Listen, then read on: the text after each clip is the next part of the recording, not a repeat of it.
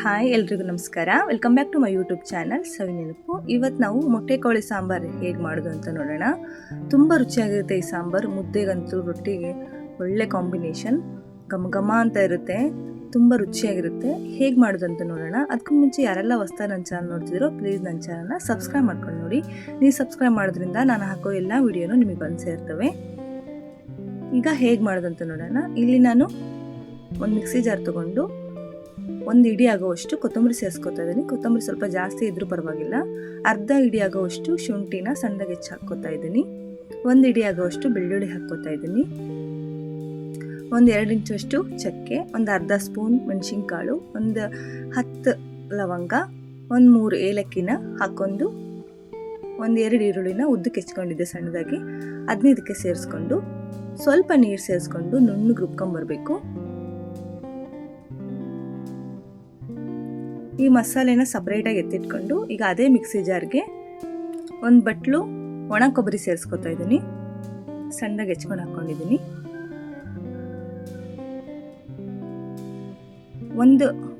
ಒಂದು ಕಾಯಿ ಆಗೋವಷ್ಟು ಹಸಿ ಕಾಯಿನ, ಒಂದು ಕಾಯ್ದು ಪೂರ್ತಿ ಕಾಯಿನ ಸೇರಿಸ್ಕೊತಾ ಇದ್ದೀನಿ. ಸಣ್ಣದಾಗಿ ಹೆಚ್ಕೊಂಡು ಹಾಕ್ಕೋತಾ ಇದ್ದೀನಿ.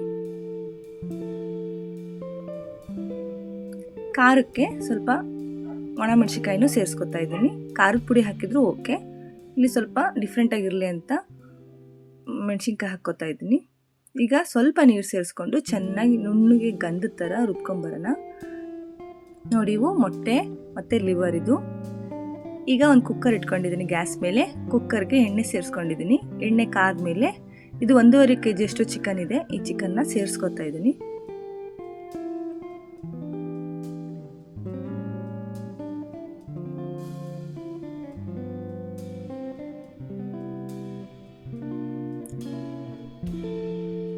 ಒಂದು ಸ್ಪೂನ್ ತಗೊಂಡು ಚೆನ್ನಾಗಿ ಕೈ ಆಡ್ಕೊತಾ ಇದ್ದೀನಿ. ಈಗ ಚಿಕನ್ಗೆ ಎಷ್ಟು ಬೇಕೋ ಅಷ್ಟು ಉಪ್ಪು ಸೇರಿಸ್ಕೊಂಡು ಚೆನ್ನಾಗಿ ಕೈ ಆಡ್ಕೊಂಡು ಒಂದು ತಟ್ಟೆ ಮುಚ್ಚಿ ಒಂದು 5 ನಿಮಿಷ ನೀರು ಬಿಟ್ಕೊಳ್ಳೋ ತನಕ ಬಿಡೋಣ. ಚೆನ್ನಾಗಿ ಚಿಕನ್ ನೀರು ಬಿಟ್ಕೊಳ್ಳಿ.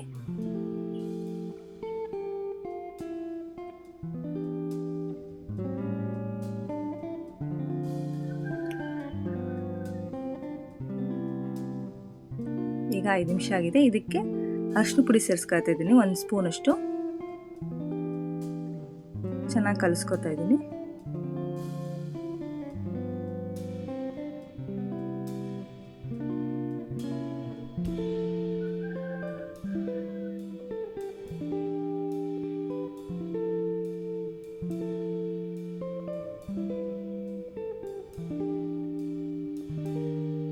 ಈ ಥರ ಕಲಿಸ್ಕೊಂಡು ಒಂದು 2 ನಿಮಿಷ ಇದರಲ್ಲೇ ಬೇಯಕ್ಕೆ ಬಿಟ್ಟು ಈಗ ಖಾರಕ್ಕೆ 1 ಸ್ಪೂನಷ್ಟು ಖಾರದ ಪುಡಿ ಸೇರಿಸ್ಕೊತಾ ಇದ್ದೀನಿ. ಆಲ್ರೆಡಿ ಮಿಕ್ಸಿಗೆ ಮೆಣಸಿನ್ಕಾಯಿ ಹಾಕ್ಕೊಂಡಿದ್ವಿ, ಅದಕ್ಕೆ ಇವಾಗ ಸ್ವಲ್ಪ ಖಾರದ ಪುಡಿ ಸೇರಿಸ್ಕೊತಾ ಇದ್ದೀನಿ.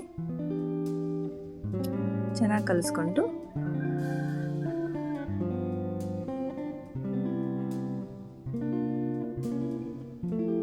ಕೊತ್ತಂಬರಿ, ಶುಂಠಿ, ಬೆಳ್ಳುಳ್ಳಿನ ಪೇಸ್ಟ್ ಮಾಡ್ಕೊಂಡ್ಬಂದಿದ್ವಲ್ಲ ಫಸ್ಟಿಗೆ, ಅದನ್ನು ಇದಕ್ಕೆ ಸೇರಿಸ್ಕೊತಾ ಇದ್ದೀನಿ. ಕೊಬ್ಬರಿದು ಇವಾಗ ಹಾಕಬಾರ್ದು, ಇವಾಗ ಇದಷ್ಟೇ ಹಾಕಿ ಚಿಕನ್ಗೆ ಬೇಯಕ್ಕೆ ಎಷ್ಟು ನೀರು ಬೇಕು ಅಷ್ಟು ಸೇರಿಸ್ಕೊಂಡು 3 ವಿಸಿಲ್ ಕೂಗಿಸ್ಕೋಬೇಕು.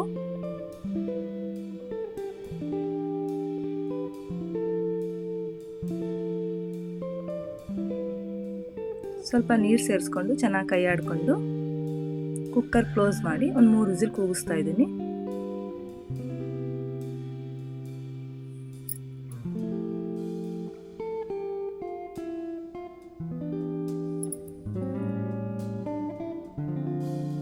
ಹೀಗೆ ಮಾಡೋದ್ರಿಂದ ಸಾಂಬಾರು ಘಮ ಘಮ ಅಂತ ಇರುತ್ತೆ, ಮತ್ತು ಸಾಂಬಾರು ರುಚಿನೂ ಮತ್ತು ತುಂಬ ರುಚಿಯಾಗಿರುತ್ತೆ.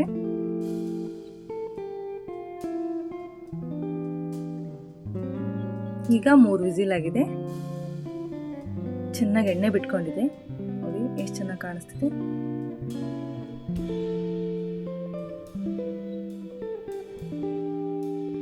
ಗ್ಯಾಸ್ ಹಚ್ಕೊಂಡು ಕುದಿಬೇಕಾದ್ರೆ ಈ ಮೊಟ್ಟೆ ಸೇರಿಸ್ಕೊತಾ ಇದ್ದೀನಿ. ಮೊಟ್ಟೆ ಲಿವರು ಸೇರಿಸ್ಕೊಂಡು ಕೊಬ್ಬರಿ ರುಬ್ಕೊಂಬಂದಿದ್ವಲ್ಲ ಅದನ್ನು ಇವಾಗ ಇದಕ್ಕೆ ಸೇರಿಸ್ಕೊಂಡು ನಿಮಗೆ ಸಾಂಬಾರಿಗೆ ಎಷ್ಟು ಬೇಕೋ ಅಷ್ಟು ನೀರು ಸೇರಿಸ್ಕೊಂಡು ಚೆನ್ನಾಗಿ ಕೈ ಆಡ್ಕೊತಾ ಇದ್ದೀನಿ. ಇವಾಗ ಸ್ವಲ್ಪ ಉಪ್ಪು ಸೇರಿಸ್ಕೊತಾ ಇದ್ದೀನಿ.